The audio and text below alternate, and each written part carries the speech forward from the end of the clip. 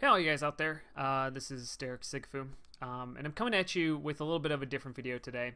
And I'll try to have some like footnotes or annotations or stuff to maybe kind of jump further in the story. So basically, what happened? Well, I'll start from the beginning. I have been doing casting for about 2 years now. I started out at Blackout Gaming about 2 years ago, and I've been doing XTV on and off. Usually I just kind of come in for playoffs or something like that when my team loses, or like Thursday games or something like that. And this last season I decided that I didn't want to play, and my friend suggested like, hey, since you're not playing, why don't you cast? And I was like, that sounds actually like a great idea. And so I signed up and I joined on to the XTV staff, and I did that, and I did casting with Grizz, and that's actually really phenomenal. Starting out being able to cast North American games finally instead of EU, because I know the North American players, the strategies, all that stuff. It was fantastic. I loved it. And what ended up happening was XTV and EVL, there's kind of this little bit of headbutting over who plays what games and kind of some different stuff like that. And there's a lot of background stuff that happened there, but the long short of it was instead of casting for XTV, I started casting for EVL, and XTV would be the distributor, EVL would be the producer, if that makes sense. So EVL gets the benefit of having views on their Twitch channel and followers there to help them get partner. And then you get the distribution through YouTube, which XTV has a lot of viewers on. Ultimately, what happened then was, so I casted with Grizz. It was really great. And one of the cool things that really happened fairly early on in the season that I really appreciated is, like, I always kind of question myself as a caster. I try to do my best, but it's kind of hard to gauge how good you are or anything like that. And I never thought I was like great or phenomenal, but I always try to give it my best effort, and I was constantly trying to improve. And very early on in the season, a lot of people who I casted, or I cast in North America, have never seen me cast before. They've never seen me do play-by-play casting, and that's why I like casting with Grizz so much. Is because with Grizz, he'd be the color, I'd be the play-by-play with a little bit of color added in, because I've also had a decent amount of Highlander experience. But it worked out really well like that. Is like I handled myself well. We played off each other well, and I got compliments from plat players, which is like a huge deal. I mean, plat players are like the most like critical of casters. They talk about shit about casters all the time. I'm not even kidding. So basically, like, for plat players to randomly message me, like, it's not like I'm in the middle of a conversation, they drop it in there. Like, they reach out to me and they're like, hey, you did a really good job, or, I'm surprised about how good of a caster you are, which is always like my favorite compliment, which is like, I thought you'd be shit, but it turns out you're not. That's cool. But it was really great, and I was having a really good vibe throughout the season. Unfortunately, fairly early on, Grizz kind of went MIA offline, and this was kind of around the time that Boat broke up, and that sucked, and I wasn't able to cast with him. And so then I became the main caster for EVL with a slew of random casters. From what I could tell, most of the time we were scrambling to grab a caster at the last minute of who were available basically that day, and were able to do it.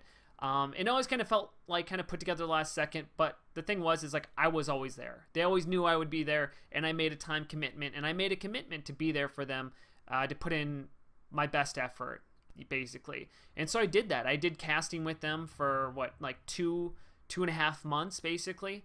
And it was great. I mean, it was really fun to be able to cast that stuff. The first kind of hiccup came so after a couple months of casting, basically the entire plat season, I think before the last week of regular season, I found out that they were bringing Gecks in for playoffs. Gecks, obviously, very popular 6v6 caster, hasn't done a lot of Highlander, and I was like, oh, that's weird, because like Gecks is a play-by-play guy, and I'm a play-by-play guy, and usually you don't bring, like, oh, that's my job you're bringing this guy in for. Okay, that's a little bit weird.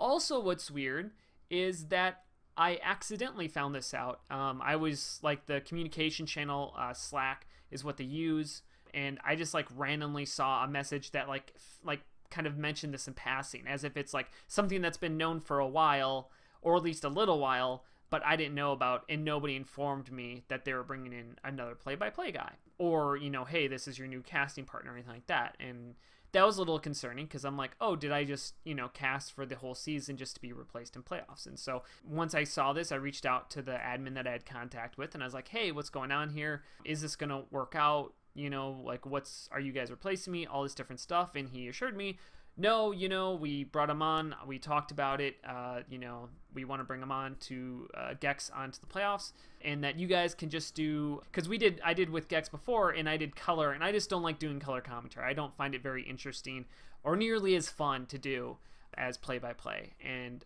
the admin was like, yeah, no, that's cool, like, you guys can just switch off. And I'm like, sounds good. I guess we'll just have to see how it goes, basically, and hopefully it'll work out well. And so, cut to the start of playoffs, Gecks comes in, and we cast, and, I tried to do my best. I got a little bit thrown off that game, because the same admin who I talked with was the one who, he actually sent me a message in the middle of the first playoff game, which was something along the lines of, what the hell are you doing? You're not play-by-play.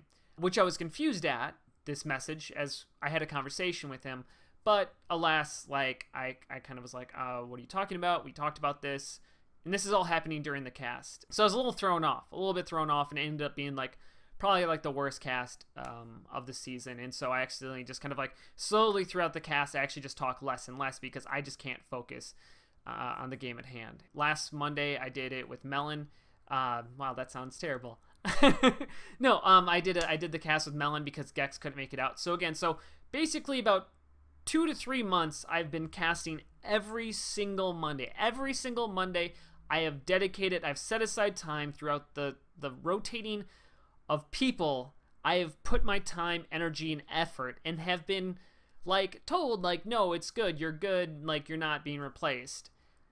And then, so yesterday was Saturday, today's Sunday, tomorrow's Monday, the grand finals.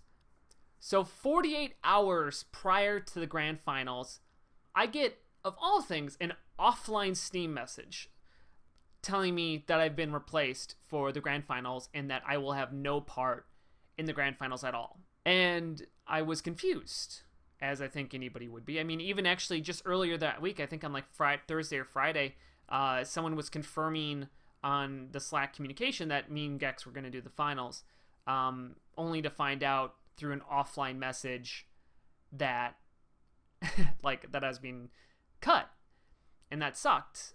And I was shocked and surprised because I think you could argue about who is or isn't the best caster. I mean, I think Gecks is a phenomenal caster, and if you compared him against me in 6v6, I don't think there was any question about who's the better caster. He would be the better caster by far, but I feel like, though he may be a better overall play-by-play caster, I think that, I don't think I'm a bad one. And I think that my Highlander experience also adds to my roles, whereas I might lack in some areas, I make up for in others. And regardless, I've also put in 2.5 months worth of Mondays working towards the biggest game of the season. And then to be told 48 hours beforehand, by the way, you're out, sorry, that was a little upsetting. And so I basically, kind of told the admin who I was talking with, like, this sucks. Like, this sucks that you're doing this. This sucks that you can make this decision. There's nothing, I can't stop you from making this decision, but that doesn't mean that this decision is fair either, or the right thing to do. And so 48 hours beforehand, I find that I've been cut, and I don't know. I mean, it's a weird, I'm kind of just like, kind of in this weird thing of like frustrated and upset. It's like not even the fact that I'm not in it, it's the fact that they waited so long to tell me. I think the thing that it makes everything worse is that if they came to me mid-season and they're like, hey, we're going to bring Gecks on in the playoffs and we're going to potentially have him take over for grand finals, you know what it said? Okay, that sounds good. Like, you guys made a decision, you let me know, cool. If they told me even before playoffs that this was even a possibility, if they even hinted at a possibility they could set me up for this stuff of like, hey, by the way, we're not sure yet, but this may be happening, like that would have been a much better way to handle the situation than just keeping me in the dark, telling me everything's fine, and then springing this on me 48 hours before the grand finals. It's kind of a shit thing to do for someone who's put in 2.5, 3 months of Mondays. But alas, that is what it is, and that's kind of what it is. And so after they told me this, they're like, but we want to have you back for other casts, and I'm like, I'm sorry, I can't, and I can't cast with you guys anymore like that. Like, you guys treated me so terribly in this situation. Why, I don't know. I can't do that. Like, I don't know if that's childish. I don't know if it's whatever. but I'd have a hard time helping them out in any way, directly through casting. At least right now. I don't know. Maybe after a little while I'll be fine, but right now I'm just a little bit like annoyed by it, and I think rightfully so. And the other points I want to make is that if this was an issue of something that I was just a shit person behind the scenes or like difficult to work with, I've been casting with Blackout Gaming in the EU scene for over 2 years. You can ask John what he thinks of me as a caster, of a person, and how difficult I'm to work with. But I don't think they would keep bringing me back if I was difficult to work with, or if there was any like negativeness that I brought to the casting room. I feel like I do a pretty good job, and I feel like I put in a lot of effort towards what I do, or at least I try to put in effort to improve myself, I should say. And if it was an issue of just like I didn't get the biggest game, so I'm quitting, Blackout Gaming, again, they gave the ETF2L Grand Finals, I think it was to CJ and below. So I wasn't a part of that at all, but I wasn't upset over that, or like, you know, and I didn't quit over that. Like, I'm perfectly fine not taking the biggest game when I'm told ahead of time at a reasonable time. And so that's basically it. That's what happened. I could have just, I don't know, I feel like just like tweeting that I'm off the cast or something, it wouldn't be enough. I feel like you guys kind of need to hear the story. Honestly, like, I'm a little bit disappointed in EVL as an organization. I'm disappointed in the admin that I had contact with. I don't feel like I was, I feel like I was kind of kept in the dark on purpose. It sucks. Like, I don't really have much else to say to it. Like, it's not fun. It's not fun to have that happen to you. And, you know, TF2, we need a casting organization. We need something in the North American scene. And, you know what? Hopefully, like, this is just a hiccup for the organization and they do not have other stuff like this happening. And I hope that they do well. And I hope that they, you know, we need this. We need some organization to step up to the plate. But how they handled this situation, I think was shit. And I don't know.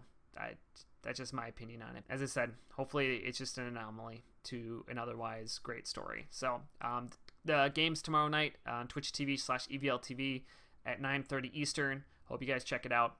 Thank you guys for listening, and I will see you next time.